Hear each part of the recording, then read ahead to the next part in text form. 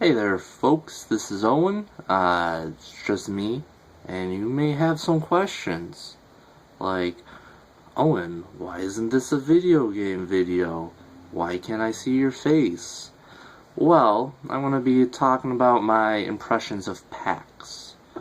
Another question you might ask, hey, why is there a Ranger jersey in the background? I don't like the Rangers. Danny does. He's my roommate. I think he's in 2 videos.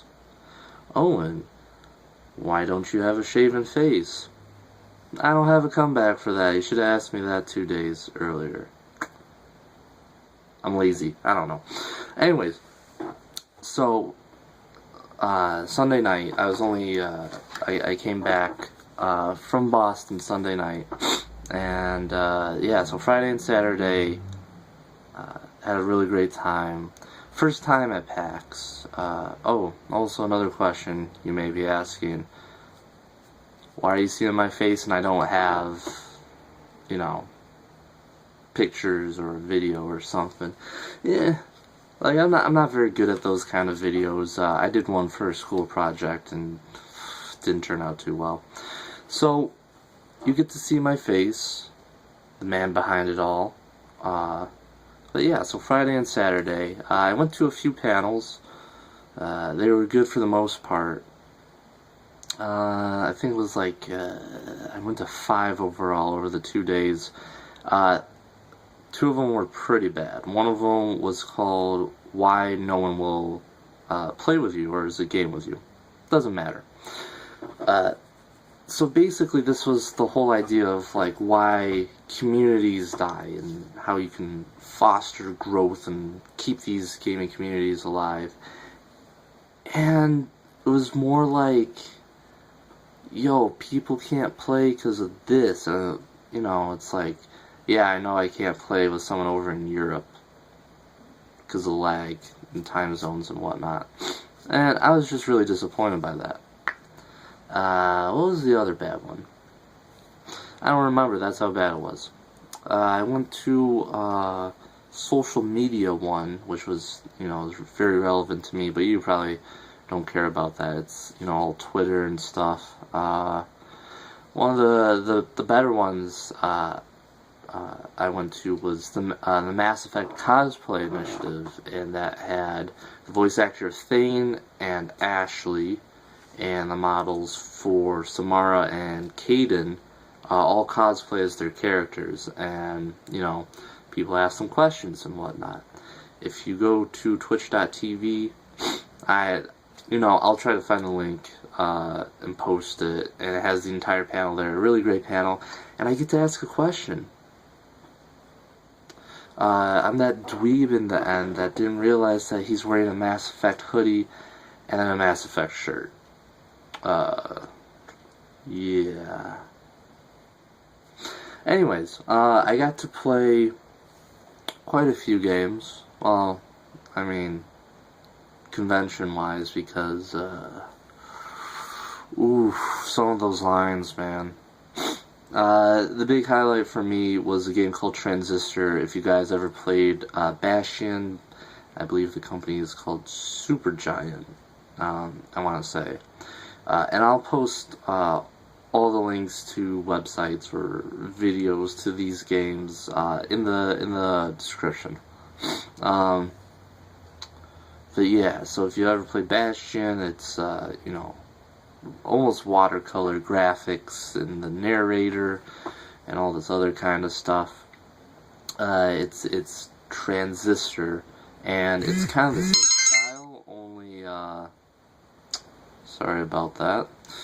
Only,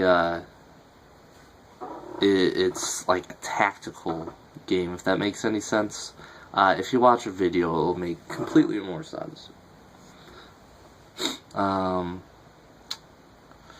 yeah, that wait. So it's a 30-minute demo, 8 stations, right? And so you think, if there's 8 people playing at once, you know, you get, you know, chop, get people in and out. No, it was a 30-minute demo, or I think 40 minutes, regardless. 2 hours. Yeah. And mind you, the the people I was going with ended up not going, and they didn't tell me until the last minute. So I was by myself for 2 hours with these assholes behind me. They were just bashing other people. They're bashing people's cosplays. There were some really good ones there. There were some bad ones, and they were making fun of them. I mean, they were bad, but like, you know, it's like, hey, you asshat, show me what you can do. I can't do that well. I mean, fuck, I was just wearing the Mass Effect hoodie and N7 t-shirt. I'm a Mass Effect fan. But yeah, really great. I think that if you liked Bastion, you'll definitely like Transistor, and I loved Bastion. I should probably do a one-shot of that, or an entire playthrough. I'm not sure, but that would be pretty good. And the narrator is a bit more interactive, I guess. You could say, because the narrator in Bastion, you know, he's always back at the Bastion while you're out doing all this kind of stuff. And I mean, he's interactive. You roll around a lot. He's like, well, the kid likes to roll around. The narrator in this one is your sword, or the transistor, is what your sword weapon, whatever you want to call it. It's not exactly a sword, it's called. But yeah, great graphics, really good gameplay. It's like tactical combat, as I said earlier. Only in a Bastion gameplay, not exactly hack and slash, but it's very interesting. I'm definitely going to pick that up. Game I've also played was Square Enix's Murdered Soul Suspect. Now that's a really interesting game. So basically you're a detective, you get killed in the first, I don't know, 4 minutes, something like that in a cutscene, and then you become a ghost, and you gotta solve your own murder and stuff, and uncover the mystery of the Bell Tower Killer.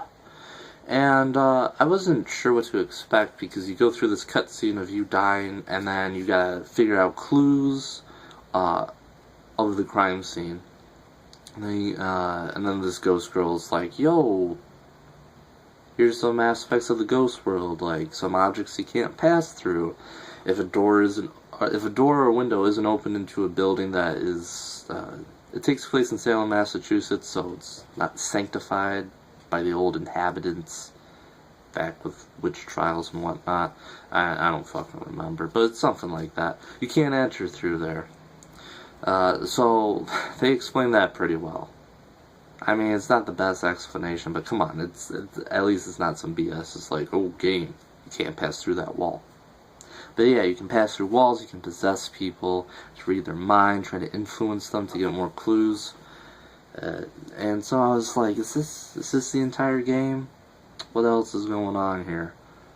And then you get into the building, and it's a stealth game. These demons can eat your soul, or your ghostly presence, while you're gone forever, I guess is the end result, because you can't really die when you're a ghost.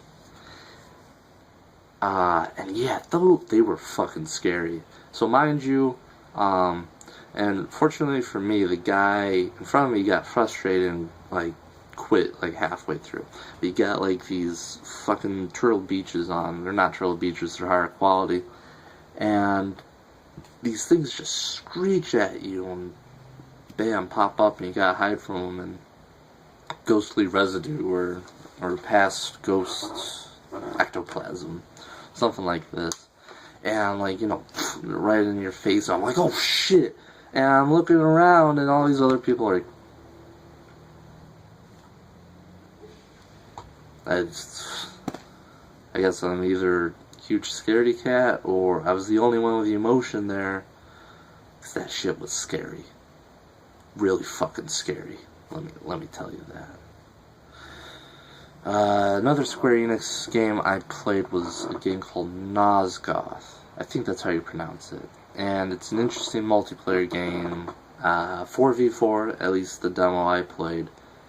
And one side is humans, one side is vampires. And I got to do 2 matches, and so I got to play each side. I played more human than vampire because the vampire match is only just up and left, and I got to play like the last 3 minutes.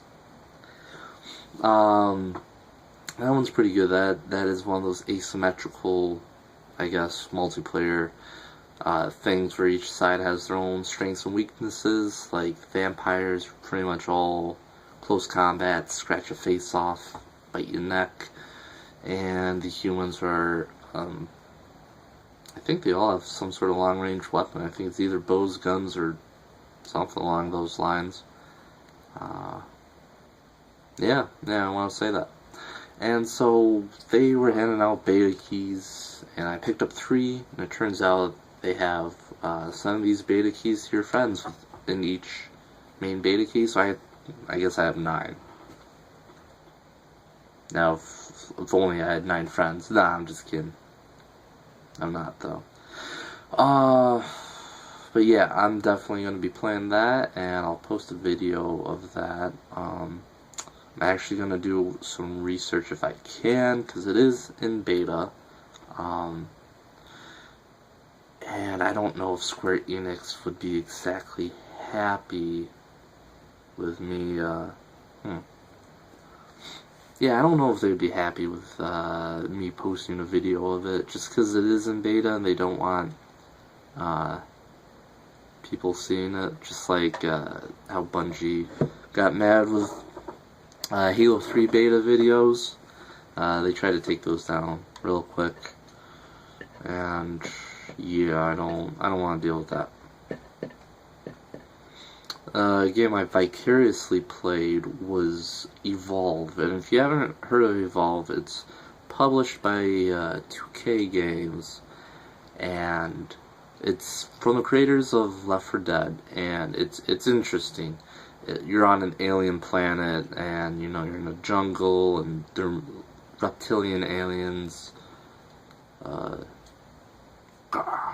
So the demo they were showing off here, mind you, another long wait. So let me talk about the lines before I get into the game itself. Okay, so first day, Friday, 4-hour wait. No line, just everybody, everywhere. Somebody off in that fucking corner. What are you waiting for? I'm waiting for Evolve. Wait, you're not in the line. Yeah, it's just this blob of people. Horrible. I said fuck that. I'm gonna do, like, I can do other stuff. I'll just come back tomorrow and you know, I'll play it tomorrow. And so Saturday they actually had tape on the ground, and it was a more organized line, and they had somebody sitting there with a line, 2-hour wait, line capacity full, check back in an hour. I did that twice. Same thing. It's like, why the fuck tell me to check back in 1 hour when the wait of the line is 2 hours?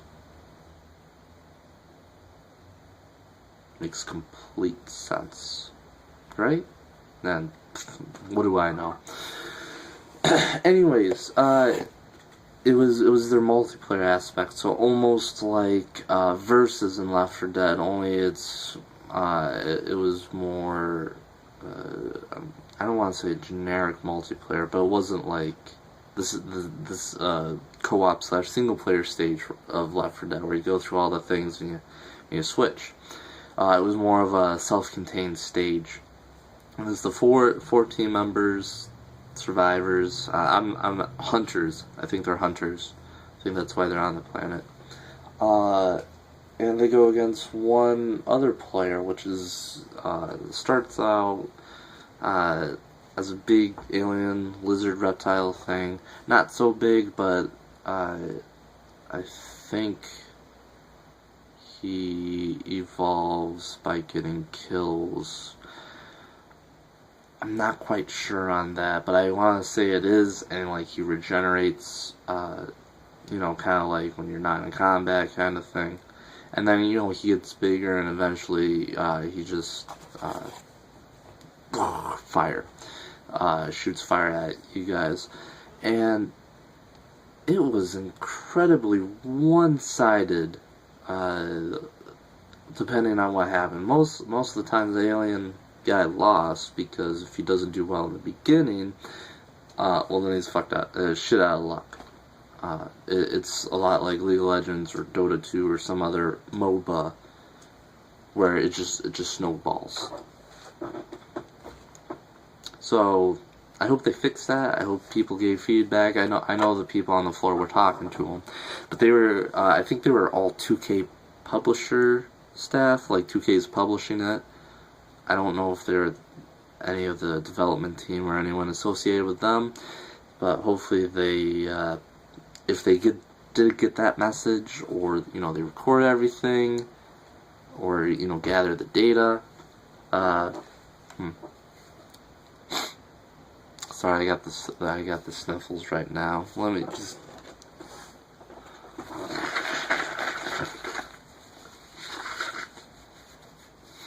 Owen, why you blowing your nose on camera? Well, fuck you, because I can. Anyways, so I hope they do fix that. I saw gameplay on a YouTube video, I believe, of just the co-op thing, and that looked like a lot of fun. So, you know, if they fix that, I'll be really glad. There is a Borderlands, the pre-sequel, I believe it was called. I don't know if that's the official title or if that's what they were marketing it as on the convention floor. But basically, there's like this crater, not crater, well, I mean, it was a dome that looked like a meteorite or something like that, and that was as big as the Evolve line. It was the same booth, 2K booth, and that, I think that wait was longer because you would go into it and, you know, it'd be like no recording. You couldn't video record, take pictures, audio record. So something big was going on in there. And again, I'm not the biggest Borderlands fan, so I'm like, yeah, fuck that. I play a lot of indie games. Some of them were pretty cool. There was a bunch of indie games. I got to the ones I could get to. The one that impressed me most was Mercenary Kings. So Mercenary Kings, I don't remember the artist's name, but if you ever seen Pirate Baby's Cabana, I think it's something like that. It's that sprite artist, and I think he also did sprite art for Scott Pilgrim versus the World. Don't quote me on that, though. And so that was really good. It was like it was a mashup of genres, and it was a good one. It was like Metal Slug, like, you know, same stuff. You couldn't shoot diagonal, only up and down, or up, down, left, right. But it also had some like Metroidvania stuff and like some Monster Hunter stuff in there. And that one's already out. I'm gonna pick that one up for Steam. I think it's like $20, I want to say. I'll link to the Steam store page for Mercenary Kings, I believe. That sounds like a good idea. And there's another one called Darkest Dungeon, and that one was interesting. I like RPGs. I mostly like JRPGs, but this one definitely caught my eye. It goes on Greenlight on Steam in October, and I think they will finally, you know, release the full game in early 2015. Right? We're in 2004. Yeah, 2015. Sometimes I forget the years. Don't judge. So that one, how do you describe it? For XCOM.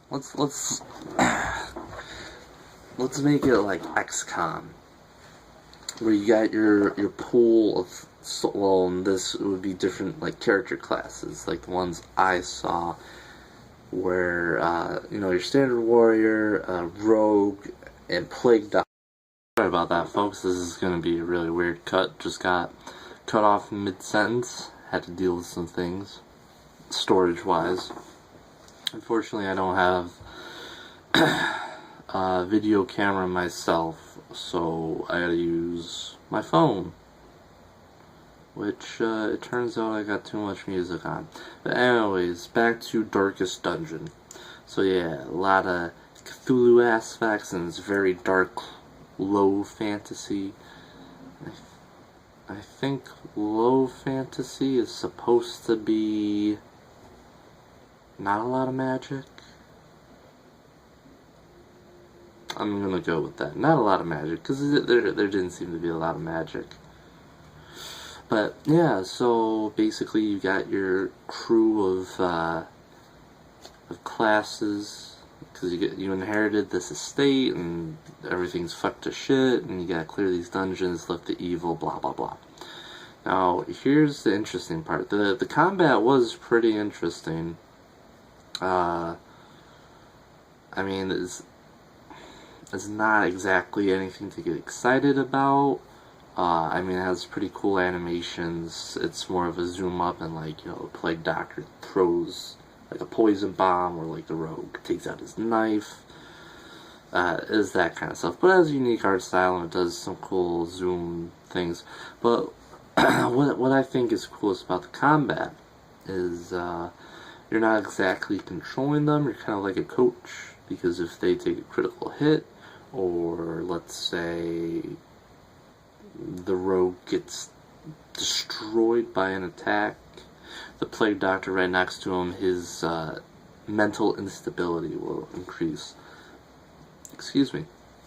And so that's part of the game, is trying to manage their mental health, because if it gets too bad, you know, they'll start acting irrationally, missing attacks. And I think, you know, kind of a Pokemon confusion kind of thing, or, you know, any RPG confusion kind of thing. So I'm looking forward to that. If I do get that when it is either on Steam Greenlight, or if I get it when it comes out, expect to see some videos of that. And so, oh, Chasm, CHASM, you decide. That is, I didn't see too much of it. It's kind of like Metroidvania thing, only stuff is procedurally generated. So it isn't like a roguelike, even though they said you can do like a hardcore mode to make it like, you know, permadeath. But that's not going to be the normal mode, which I like. But, I mean, other than that, like, you know, enemies spawn in different areas, the rooms are different, so you don't know exactly where to go. Yeah, other than that, there's a lot of cosplaying, a lot of good cosplaying, for the most part. Those two assholes behind me pointed out the bad stuff, but, you know, fuck them. A lot of cosplay girls were hot.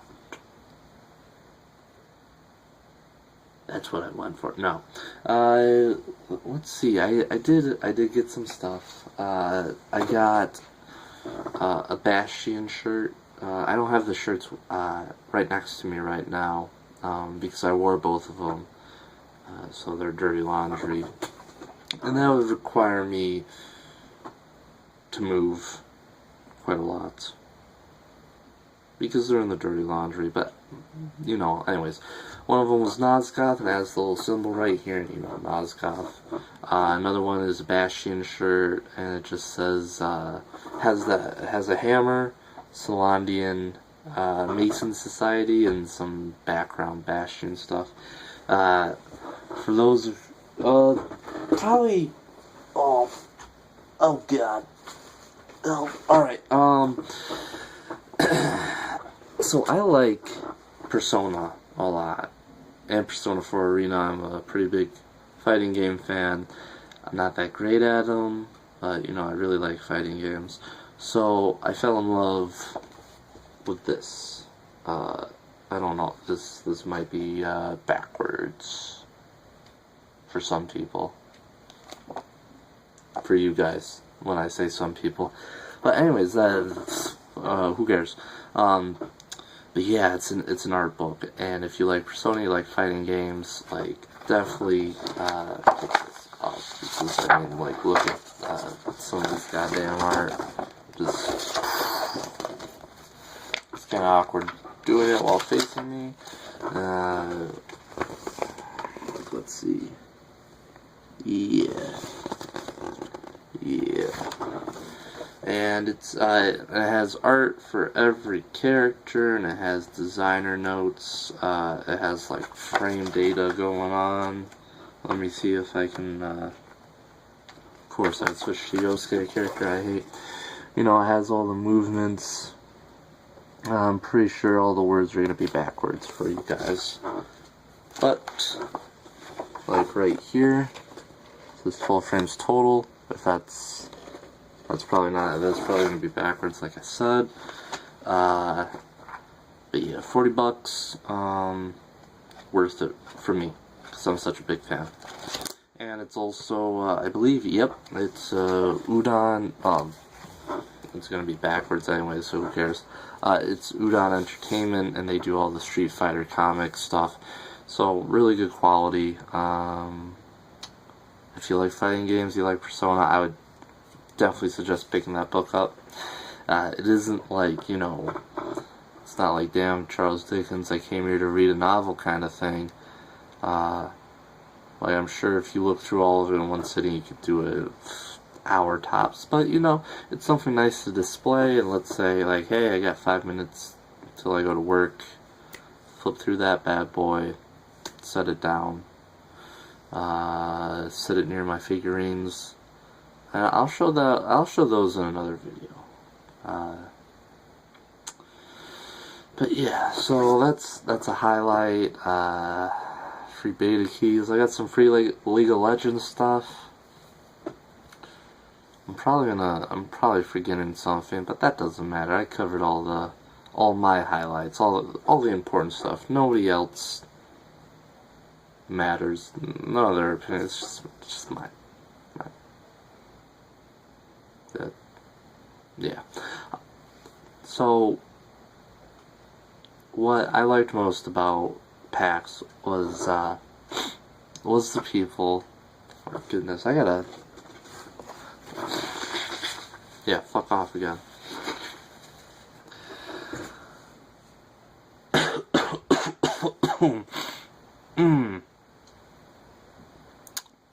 Got some Kleenex in my mouth. Most professional video ever.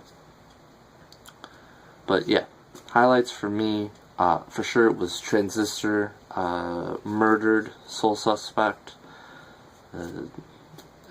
what's it called, Mercenary Kings. Mercenary Kings looked amazing. So that's like 2 indie games, if you still consider Supergiant Studios to be an indie game, or indie developer I should say. And like Mercenary Kings looked great, and I think they have 2 other games they're showcasing. I only looked at Mercenary Kings because that's the only one that appealed to me. I think there was like some Ninja one and Curses and something, which I think is supposed to be like a Ghost and Goblin or Castlevania homage. So yeah, that Transistor. Murdered. So I'm looking forward to all those games. Evolve is also on my watch list. I didn't really get to play that, and they really need to fix the multiplayer, in my opinion. Again, I didn't actually play it. This is kind of from somebody who watched like 45 minutes of multiplayer matches, so that doesn't make me an expert, I guess. But yeah, overall, the cosplay, the games, the panels, all great stuff. Boston's a good city too. I got to explore that. It's my second time being there. The first time I was like 6. So, you know, went to a bar or two. The T, if you ever have to use public transportation in Boston, the T is really great compared to some other cities. And yeah, if you ever get a chance, go to PAX. Pray to God that your friends don't just bail last minute. But yeah, go to PAX. Great event. If you do decide to go to PAX, word of warning, 3-day passes sold out within like 10-15 minutes of them going on sale Friday and Saturday within the day. So you gotta be monitoring that closely. And with that, that concludes my PAX impressions, opinions, whatever you want to call it. So, share your thoughts, leave a comment. Do I look like a dweeb without shaving? Am I Mr. Four Eyes? Am I handsome? Cool looking? Nah, I don't really care about that. I do, like, tell me that I'm handsome, please. I don't, just... But yeah, leave a comment about, like, you know, if you went to PAX and that kind of stuff, or, you know, all the comment things I can think about is insulting me. So go right ahead. Please don't, but I mean, if you want to. But hit that subscribe button, hit that like button, and I'll see you later. See you later, YouTube.